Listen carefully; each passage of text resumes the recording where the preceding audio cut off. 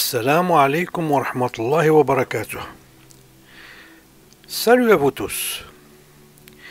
Avant d'entamer notre discours sur les problèmes du calendrier lunaire hégirien, leurs causes et comment les résoudre, nous allons donner un petit aperçu historique du comment on est arrivé au calendrier grégorien d'aujourd'hui, considéré scientifiquement juste et qui est utilisé par tous les pays du monde, y compris les pays musulmans.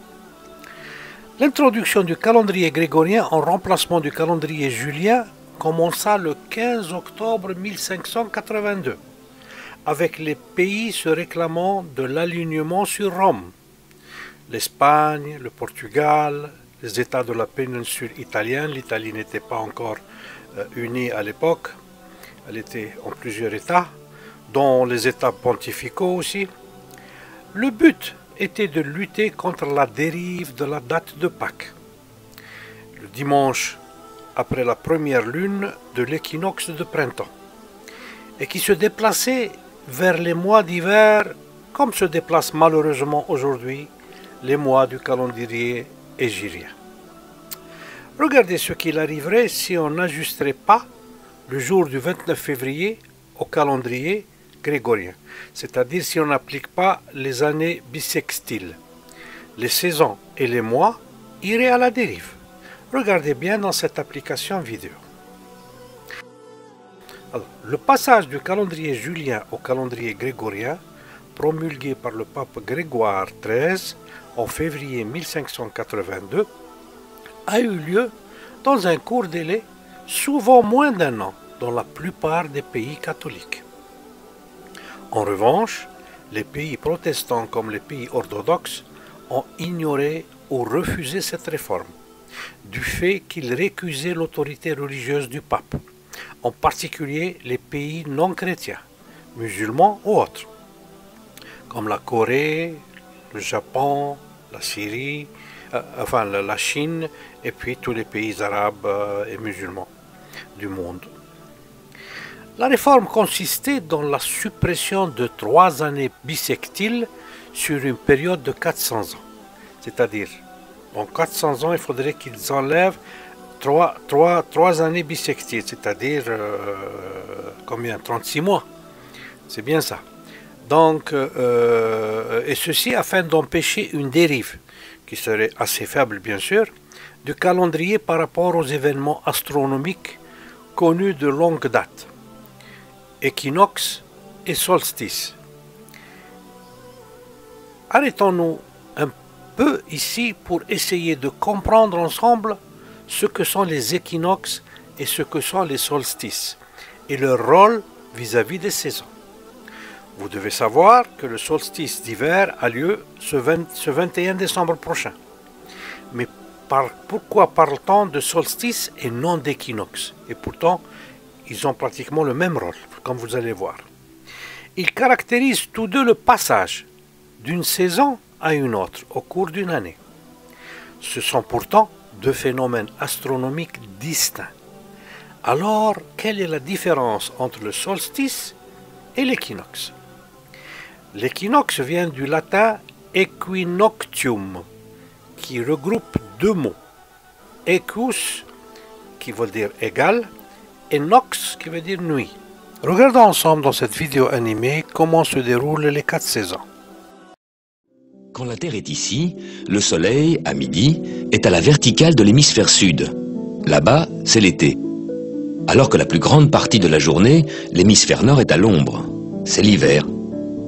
Puis, au fur et à mesure que la Terre avance sur son orbite, la ligne où le Soleil tape à la verticale monte vers l'équateur.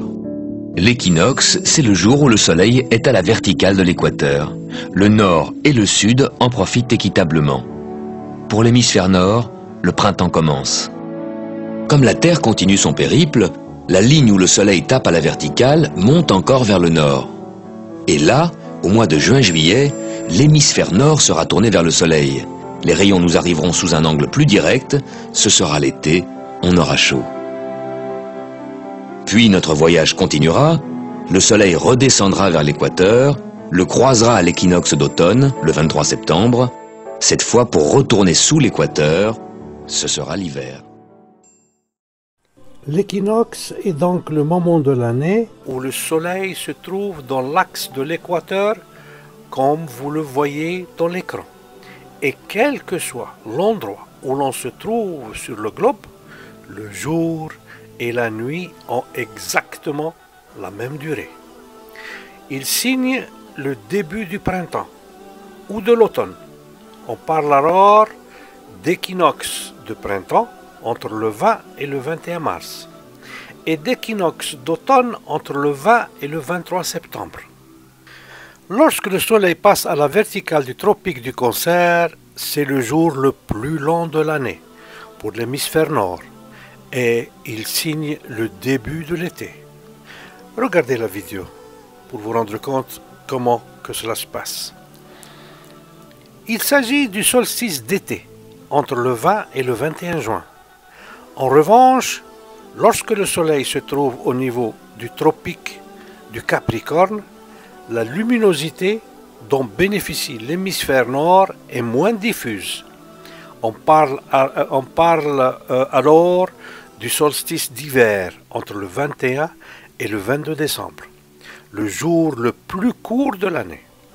Son étymologie latine, solstitium, fait référence à l'arrêt du soleil durant quelques jours avant de se rapprocher à nouveau de l'équateur.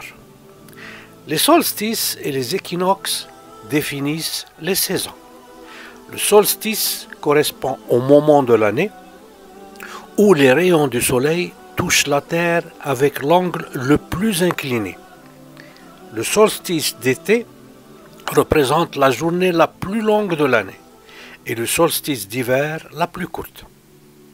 L'équinoxe correspond à un moment de l'année où le soleil se trouve au zénith, à l'équateur terrestre. La Terre se trouve alors à angle droit avec les rayons du soleil. Le jour et la nuit ont alors la même durée. Vous avez compris la différence entre solstice et équinoxe. Et pourtant, tous les deux déterminent le début d'une saison. Rappelez-vous alors de ces détails précis et qui se répètent chaque année dans notre cycle solaire. Il faut se le rappeler pour quand on va parler plus tard du calendrier hégirien et sa déroute loin de ces calculs précis du système lunisolaire sur lequel Allah nous a instruits dans son Saint-Coran. Coran chapitre 55, verset 5. Le soleil et la lune évoluent selon un calcul minutieux. Ash-shamsu wal-qamaru bihusban. Coran chapitre 6, verset 96. Allah est le fondeur de l'aube. Il a fait de la nuit une phase de repos, le soleil et la lune pour mesurer le temps. Voilà l'ordre conçu par le puissant omniscient. فالق الإصباح وجعل الليل سكنا والشمس والقمر حسبانا ذلك تقدير العزيز العليم. Pensez-vous qu'Allah nous a souligné en vain ces détails et ces calculs? Retournons alors encore une fois au calendrier grégorien. Sa réforme a eu un aspect immédiat.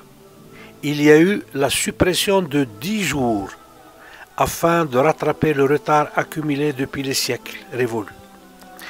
Par exemple, dans le royaume de France, la datation de 1582 est passée du 9 décembre au 20 décembre. Cependant, cette réforme étant scientifiquement fondée, les pays protestants et les pays orthodoxes l'ont acceptée après plusieurs années, entre 1700 et 1923, de même que certains pays musulmans au XIXe et au XXe siècle. L'adoption du calendrier grégorien n'entraînait pas nécessairement la disparition complète du calendrier précédemment en usage. D'une façon plus générale, le calendrier grégorien est aujourd'hui le calendrier international de référence. Le calendrier hégirien ou islamique est un calendrier lunaire, soit un calendrier non solaire. Son principal avantage est le fait de pouvoir se positionner sur un repère temporel court et visible à l'œil nu. En effet, les différentes phases de la Lune sont facilement observables. La Lune est toujours nouvelle au début de chaque mois et elle est pleine la nuit du 15 du mois. Le calendrier hégirien ainsi que celui des Juifs sont fondés sur une année de 12 mois lunaires, de 29 ou 30 jours chacun. En effet, dans les deux calendriers, on a 6 mois de 29 jours et 6 mois de 30 jours, soit un total de 354 jours et donc une année plus courte de 11 jours par rapport à l'année solaire. Dans le calendrier hébraïque, les Juifs ajoutent toutes les 4 années un mois intercalaire qu'ils appellent Adar 2. Cette année de 13 mois s'appelle année embolismique. En l'absence de l'ajustement des 11 jours du calendrier hégirien, manquant au calendrier solaire, l'écart de ces 11 jours exclut toute possibilité de synchronisation entre le début des mois et le début des saisons. Le calendrier hégirien a remplacé depuis un peu plus de 14 siècles le calendrier lunisolaire. Celui-ci était en vigueur dans la péninsule arabique pendant des siècles avant l'arrivée de l'islam. Et au moins 9 ans après l'hégire, donc il a duré 9 ans après l'hégire, mais selon certaines interprétations, mais comme on va voir, il a duré encore plus longtemps. Il comportait des mois lunaires synchronisés avec le cycle solaire. Pour y arriver, les Arabes ajoutaient un mois intercalaire, 7 fois tous les 19 ans.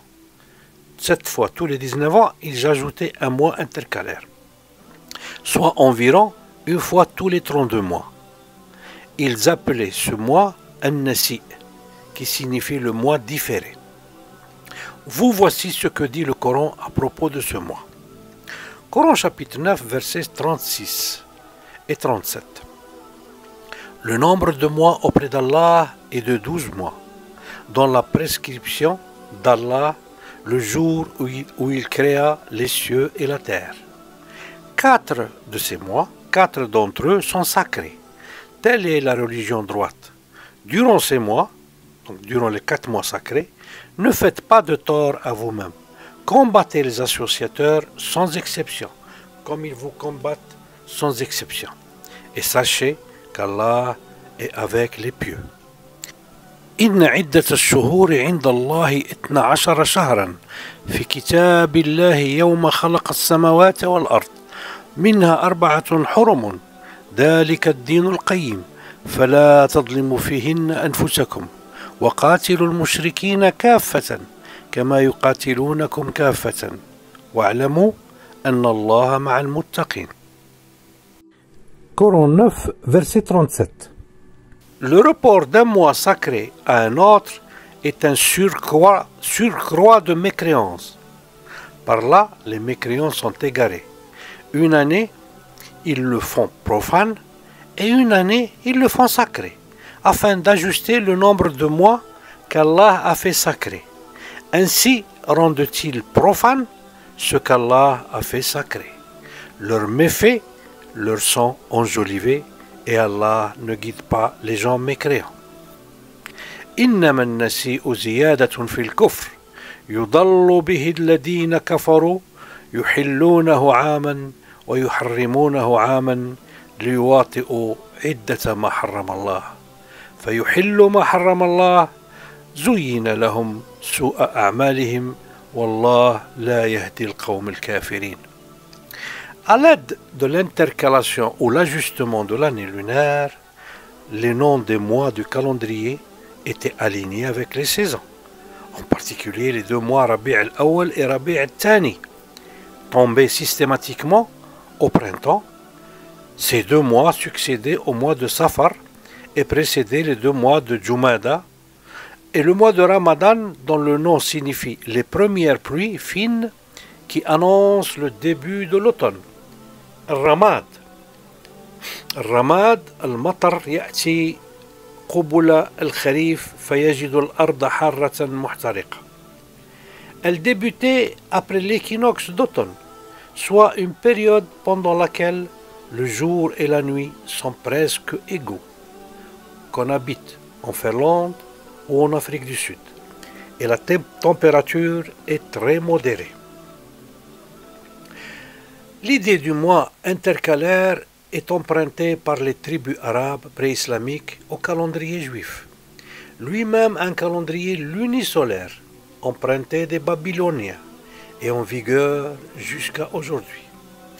L'objectif de cette intercalation était de faire correspondre les mois du pèlerinage au dernier mois de l'automne.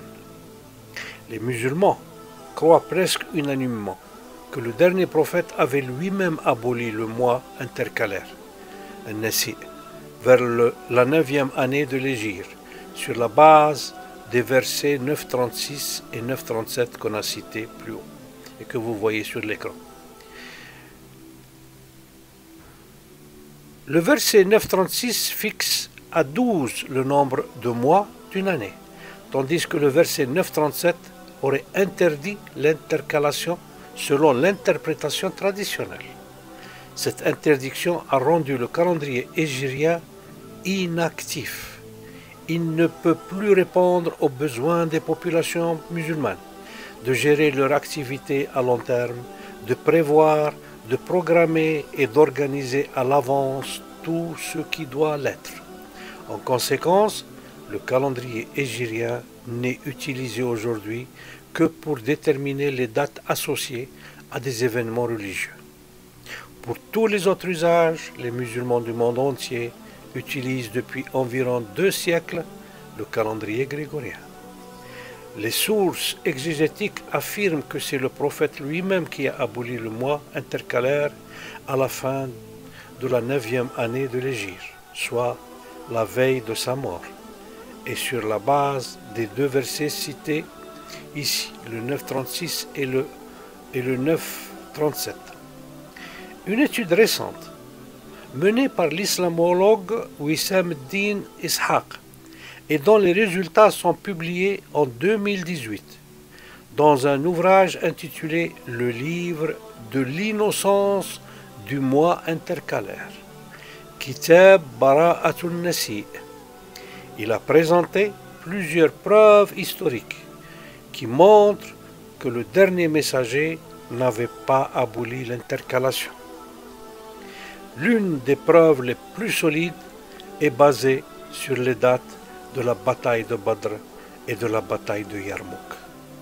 Je m'arrête à ce point important que je détaillerai, Inch'Allah, dans la 3e et ultime partie, Inch'Allah, de ce sujet, comme vous le constatez, très intéressant et utile pour le réveil de notre Ummah et pour son retour à ce que Allah a décrété, loin de toutes les dérives qui ont porté notre Ummah dans le désastre culturel et social qu'elle est en train de vivre aujourd'hui.